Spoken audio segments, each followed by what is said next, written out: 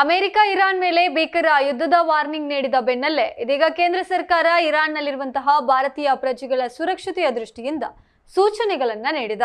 ಮುಂದಿನ 48 ಗಂಟೆಗಳ ಕಾಲ ಇರಾನ್ನಲ್ಲಿರುವಂತಹ ಭಾರತೀಯರು ತಮ್ಮ ನಿವಾಸ ಅಥವಾ ಸುರಕ್ಷಿತ ಸ್ಥಳಗಳಿಂದ ಹೊರಬರಬಾರದು ಎಂದು ವಿದೇಶಾಂಗ ವ್ಯವಹಾರಗಳ ಸಚಿವಾಲಯವು ತುರ್ತು ಮಾರ್ಗಸೂಚಿಯನ್ನ ಹೊರಡಿಸಿದೆ. ಡೆಹರಾನ್ನಲ್ಲಿರುವಂತಹ ಭಾರತೀಯ ರಾಯಭಾರ ಕಚೇರಿಯು ತನ್ನ ಪ್ರಜೆಗಳಿಗೆ ಗರಿಷ್ಠ ಜಾಗರೂಕತೆ ವಹಿಸುವಂತೆ ಸೂಚಿಸಿದೆ.